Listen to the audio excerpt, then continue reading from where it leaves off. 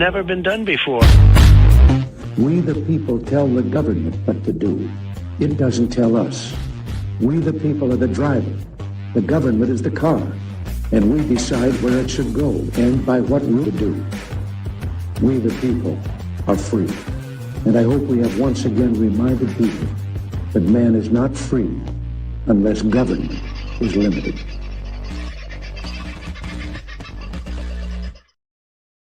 Well, g'day, folks. How are you? Hope you're doing all right. And your Friday has seen you get to the end of the week and go, thank God it's Friday.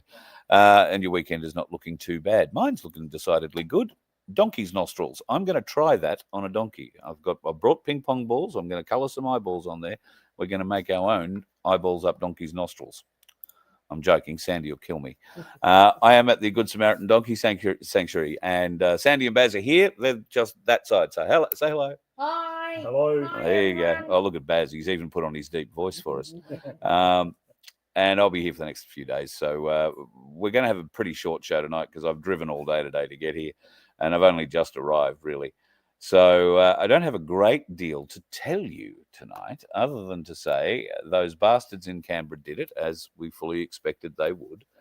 They guillotined the vote through, and now Australia will be pretty much in the hands of the WHO, the WEF, and the UN from now on, which is disgusting, really. But we could have used a bit more support in Canberra. Maybe we may not have been able to change the vote, but they certainly would have known they were going against the good people's wishes. And I'll play something shortly that will outline to you just what that decision made yesterday means for every Australian.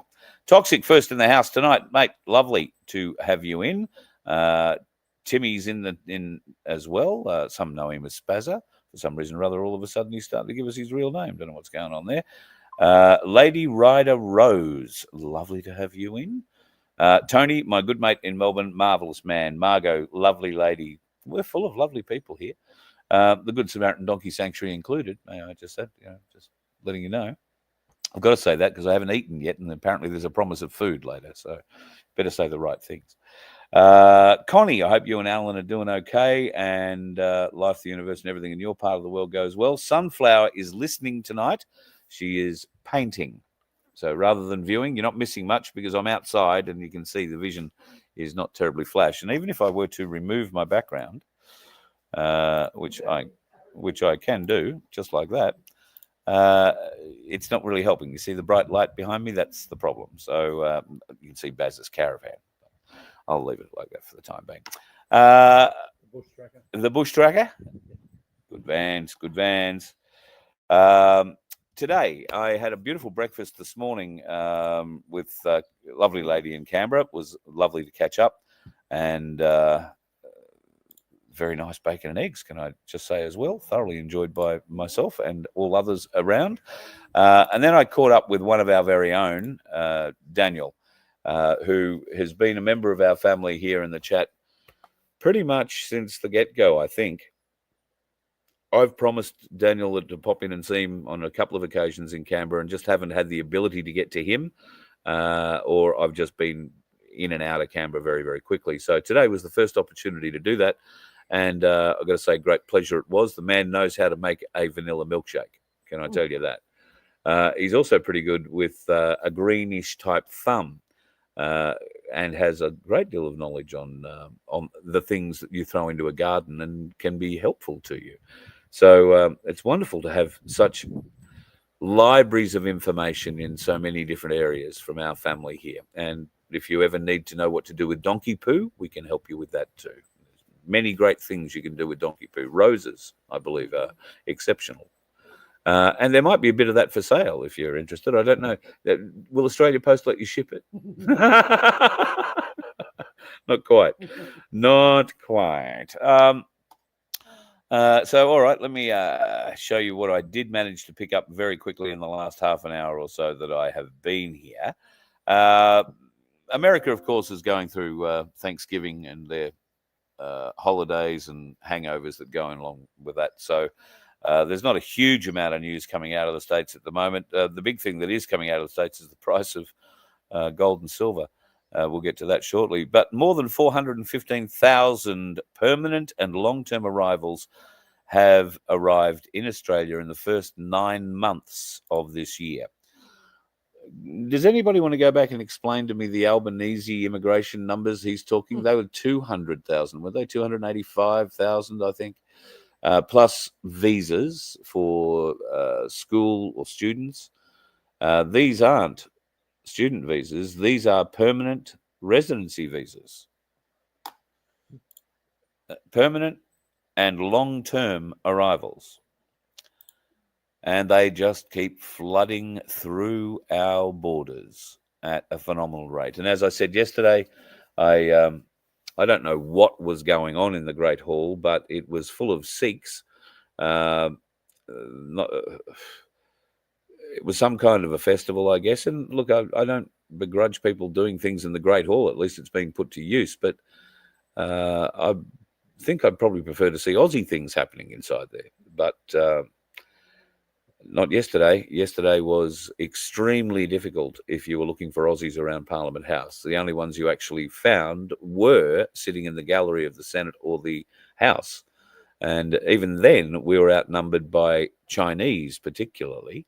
The last couple of days, there's been a high-ranking Chinese bureaucrat in Canberra, and Falun Gong had been out protesting. So too had the Chinese Communist Party Friendly Association, who I told you about the other night, had the biggest Chinese and Australian flags that I've ever seen hung on the side of the roads, and hung pristinely, regimentally, militarily, if you like. Beautiful.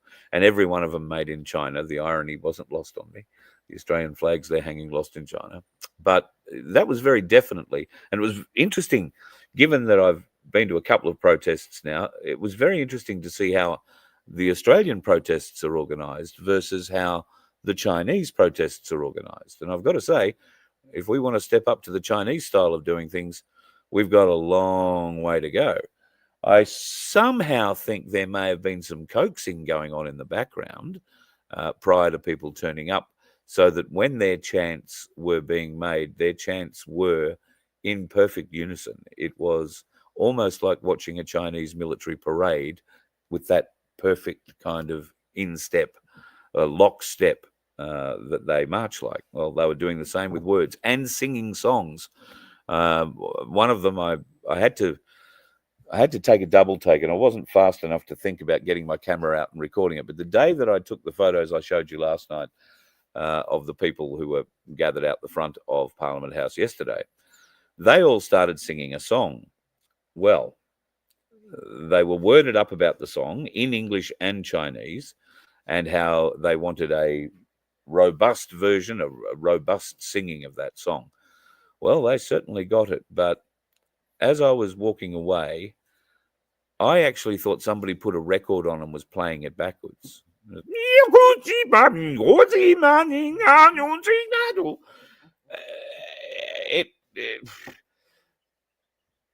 It was quite strange. However, then they started singing in English, and it became perfect. It was like one voice. It was amazing. You couldn't do it without hours of training, I don't think. And that you might be able to do it at home, in front of your computer, as long as you got the timing right. But they all knew how to sing. It was just the most cat-like sounding thing I've ever heard in my life. But all power, lots of people going to protest in front of Parliament House. There were people there every day this week. Unfortunately, the only Australians were Wade and myself. Didn't see any other Australians protesting any other thing. And God knows, Australia, there are a few things out there to friggin' protest about. Wade and I have been talking for the last couple of days about being able to try and help people who have got problems, particularly in Victoria, with V&I West crossing onto their land and taking measurements for transmission lines and associated other things.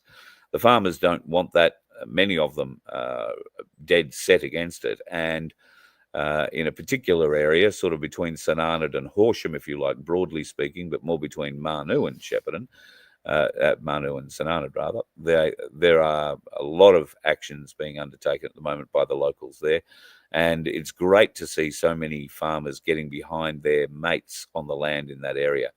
I desperately wanted to go to Victoria and try and help out a bit, and in fact was sent a link to a chat a fella had with Steve Price on Sky. I think it was yesterday or last night. And that fella, Andrew Wiedemann, and I went to school together. We were little boys, admittedly. I left Rapanya before I was 10. But I remember Andrew Wiedemann and the family. And he's now part of, or he's the chairman of one of the alliances that are working hard against these transmission towers and the access that the Victorian government has decided to give carte blanche to a bunch of bureaucrats to go onto what is good farming land and wreck it. And God knows we don't want that. So anything we can do to support, would love to be involved in that. And Wade's going to put a few feelers out. I'll be back down into Victoria in January, and I'm sure these bastards will still be trying to get onto properties then. But in the meantime, if you're watching this and you're part of any of those groups down there, through Wallaroo or Gree or Manu, Rapanyup, anywhere like that, reach out. Very happy to give you as much promotion as I can and talk to you about the issues, because they are serious. And God knows in Victoria you've had so many people treated in such a poor way. And it continues. Apparently, Jacinta Allen decided to insult you all the other day by letting every Victorian know that she still gets advice from Dan Andrews, along with Steve Bracks, who was smart enough to resign and run and get out of politics for some reason.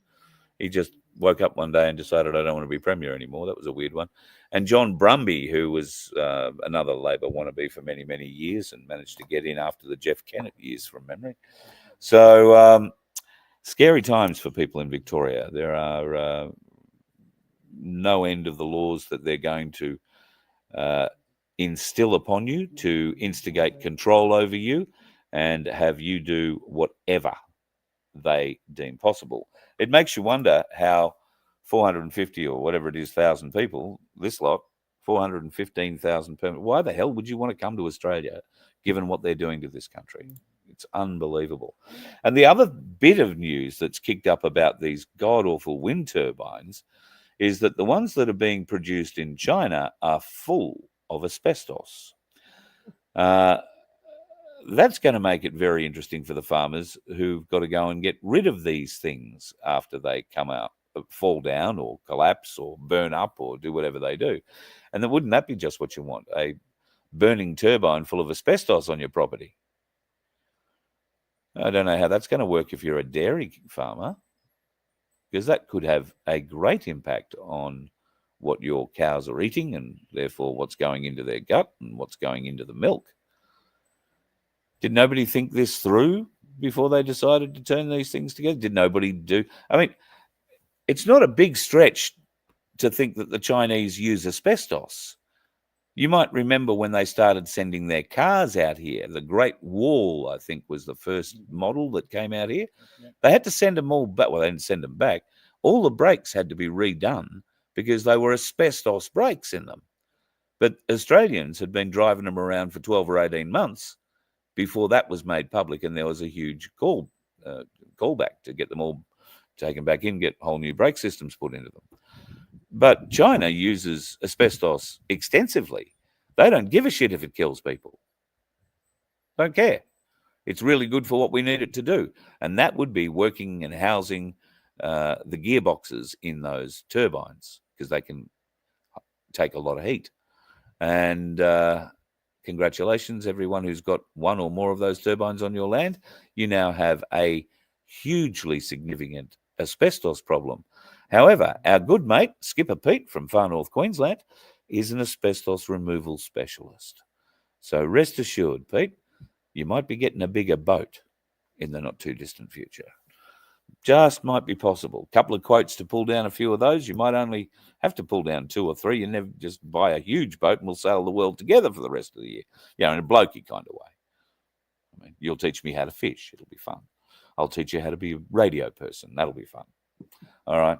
May not be as fun as you think it is, but you know, we live and try. So, yeah, that's the thing with these. These Chinese-built wind farms are full of asbestos. And, boy, aren't we lucky.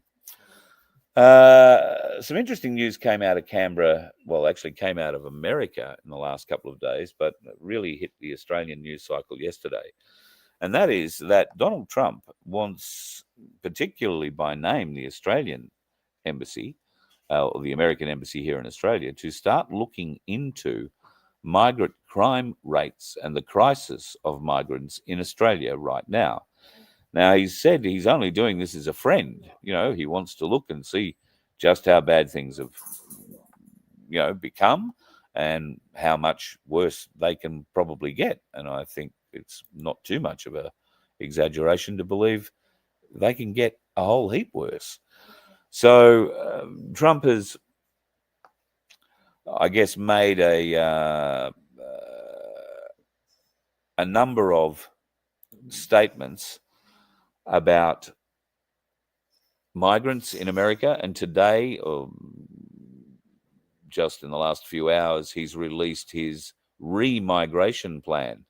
Now, you've got to understand that when Donald Trump releases something, whether it be on Truth Social or actually even through the White House, it may or may not happen. He might be releasing it as a catalyst to get other things done, something he can, like he did with the tariffs, he can throw huge tariffs on the table. Oh, there's one of the donkeys saying hello finally. He might be just throwing it on the table as a carrot to try and motivate people and pull it off later again. But it might also be a great motivator to get a lot more done in the country. And God knows there's a lot more needing to be done. We are, for whatever reason, still talking COVID. And there are people in our community who still believe, for whatever reason, that it was real and that we should be getting our 8th or 9th jab now, our boosters.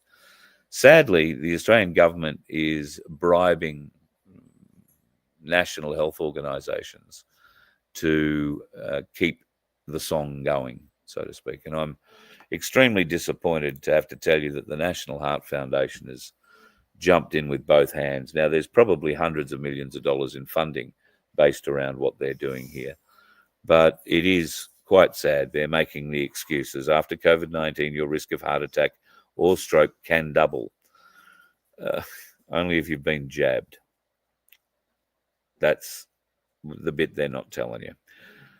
So now they're encouraging you to go and get another jab every year. Vaccines are good for you. Yeah, they've burst the bubble on vaccines. I think it's going to take another century before people will trust vaccines again and anything coming their way, particularly when they had the opportunity to come up with a real vaccine for bird flu, something that apparently terrifies the world because, it can come from birds to us so easily. Well, that could have been cured by simply taking blood samples of the 400-odd ostriches while they were still alive in Canada last week, because they had the antibodies to bird flu, and a vaccine could have been easily made from it. Does that give you an idea as to why those birds were rounded up the way they were and shot in the secret and secluded way that they were? Probably not secret enough for the Canadian government, but that's why you can't have a cure for bird flu going around, because it is the catalyst for the next pandemic. So keep an eye on that spot, folks. Bird flu is going to be the next big thing again for a pandemic, and they're going to try and squeeze us into something like that before the end of next year, I believe. Hopefully, though, before that happens, we might have a few more bucks in our pockets, particularly if you've gone and bought a little bit of silver in the last 30 years. Right now, silver is sitting at $83 or just on $83 an ounce. That's gone up $6 since the day before yesterday. And it appears to be climbing more at the moment. Now, the American markets are just starting to wake up. That price, I expect, will probably keep going up until tomorrow morning our time, when their markets will close. And the gold price and silver price will stick for, 36 hours or 26 hours or whatever it is before the markets open again on Monday morning here in Australia and New Zealand. So you can still buy online, and you can still get the price today The price you pay online is the price you pay now. Doesn't matter if it goes up $100 overnight. You won't pay that on whatever your order is with ainsliegoldbullion.com.au. Go in there and don't forget, mention Voice of Freedom or my name and you'll get a little discount off everything that you buy. And thank you to everybody who has left messages or left coins even for me at the various Ainslie offices. I haven't been into one in a couple of weeks. I do have to shoot into the Gold Coast one at some stage, probably early next week. And I'm looking forward to trying to catch up with the Ainslie team in Brisbane before Christmas. There may well be a Christmas party involved. I don't think I'll be invited to it, but I might just turn up anyway. And see how they're faring for Christmas. Can't thank Ainslie Bullion enough for their continued support of all of us.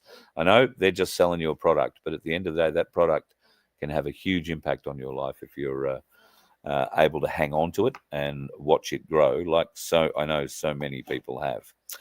I was speaking before about Victoria and, just what a wonderful, joyous place it is to live. From January the 1st, it appears there are going to be new road laws coming into effect in Victoria.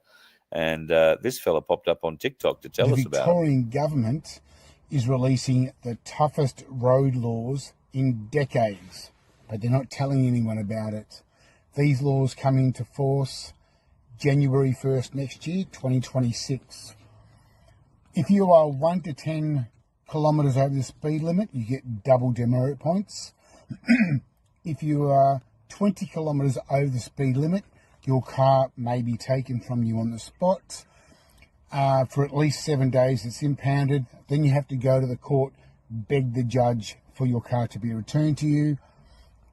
They are bringing out a nationwide phone detection system with AI cameras to see if you're looking at your phone on your lap, when it's on the dashboard, it follows eye movements.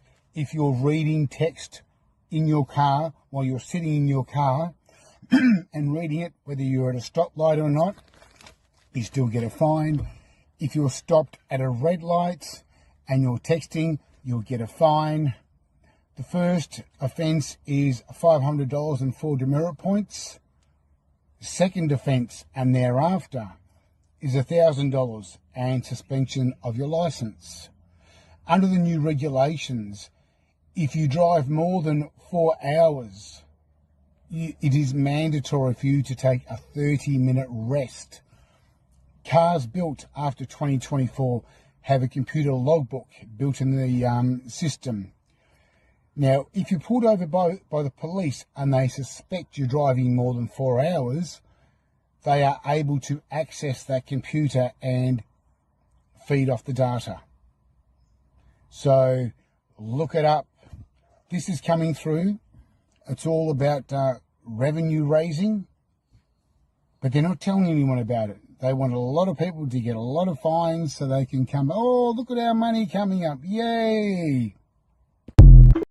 That's exactly what it's about. Victoria is broke, so they're going to try and raise cash, and they're going to try and raise it out of everybody in Victoria any way they can. Now, I haven't checked the veracity of that. I only just saw it as I got here, and I've downloaded it, thought that's an interesting one to get out. I haven't been able to cross-check it and see whether or not everything that gentleman says is real, but it is Victoriaistan we're talking about here, and I would believe every bit of it is something that those people would do. How they've been able to keep such a thing quiet to this late juncture is interesting. It indicates, if it is real, that the Victorian opposition is probably in support of this. Why would the Victorian opposition be in support of this kind of thing? Well, because the Victorian government is broke, has no money, and the only way it can get cash is by fleecing it out of its own people and anybody stupid enough to move back there. Going to have a swift talk to my daughter. The other interesting thing I found out a couple of days ago in Canberra is the amount of people leaving Victoria. Now, apparently, it's not a matter of everybody in Victoria is leaving, because everybody in Victoria can't. they've got nowhere to go or don't have the means to get out of Victoria. So there's a large number of people who are actually stuck there. But those that do have the means and the ability to sell up and piss off somewhere else are doing it, and they are doing it in huge numbers. There are tens of thousands of people a month leaving Victoria and heading to various different parts of Australia. Not widely varied, I'll admit. They're either going to Western Australia or going to Queensland. Very few of them go anywhere else. But, unless you're Desi Freeman, of course. Desi Freeman, the wandering Victorian, we all thought we might find news of Desi in the Northern Territory, but no, Desi has apparently been spotted by somebody who is absolutely positive it was him in South Africa. Not saying it's not Desi, but the police might want to send somebody over to South Africa and get a tracker, maybe, see if they can find him over there. That's only happened in the last day or so. So somebody either looks a bit like Desi or Desi's managed to make it over that way. And there's going to be the potential for a lot more Desis, and there's no point in calling these people the sovereign citizen misnomer that authorities tend to give people like that. The authorities are creating people who do not trust and will not bend the knee to their authority. They do that by being as rigid and as controlling as they can be and enforcing more and more and more of it at every opportunity. And it's got to stop. It's got to stop. Now, are you expecting the police to stop it, or are you expecting the military to stop it? Are you expecting me or Sandy or Baz? I'm sure they'll be involved, but we're going to need a lot more help. A lot more help. And I know sometimes it's hard when somebody says, oh, come to Canberra, wave a flag. Look, Canberra's in the middle of nowhere by design. They don't want you going there. All right. It's really out of the way. It's a place that nobody really particularly enjoys going to. And when you get there, you just want to have a shower. I know. Horrible feelings. But it is only we, the people, that are going to be able to make differences here, folks. And, I can turn up in Canberra every day. It's not going to make 1 ounce of difference. 10 of us can turn up every day. It's not going to make any difference. 20 of us, 100 of us, not going to make any difference. We need a lot of people to turn up. And we need a lot of people to turn up on a daily basis, ongoing. And eventually, we're all going to walk into that place and make sure that the politicians inside it hear us. Things have to change. They cannot keep going this way. Surely even the most avid normies by now must be starting to cotton on that something doesn't smell right in the cheese factory. We are being screwed at every turn, and the mealy-mouthed muppets in political clothing, the Albanese's, the Bowens, and haven't they kept him out of the media since the whole COP32 blowout and the $1 billion spend for Adelaide? And the Weasley little bastard's been given a job with them too. Did you know that? So the bloke in charge of climate change is also the bloke in charge of regulating all the industry and making sure that industry progresses. I think there's going to be some changes there. I think Bowen is going to be slightly sidestepped. And personally, I think he should be, one of those trees he's trying to protect. I reckon it's probably got a good limb, able to support a good, strong rope. That's all. I think there should be a good day for that. Wouldn't be the only one. Would not be the only one. All right, folks, I am going to go because, like I say, I only got here maybe half an hour before we started the show, a little more maybe. And I've been having a bit of a chat with Sandy and Baz, but I haven't had the opportunity to go and see one donkey yet. So I'm going to go and do that. And tomorrow we will do a live from here during the day. Not exactly sure what time. I'll have to work around Sandy. Early. So it'll be in the early AM-ish. Yeah, morning time when the donkeys are awake and doing things, because after midday they just lie in the bloody paddock and do nothing, bastards. So we will do a live with the donkeys in the morning, and if I get all the gear working right, we'll have a couple of cameras to float around, so you'll get some interesting angles. And I'll get Carl to maneuver manure. oh, and I'm going to be maneuvering manure. See, here's me thinking I was going to be having to look after the dickless donkey. What's his name? Zeb, the dickless donkey. Yeah. If you're wondering what that is, go back and watch a previous show. But it gives you an idea of just the kind of animal that needs the support of the donkey sanctuary. The story with Zeb was that they went to castrate him, and the guy who said he was a vet really wasn't a vet.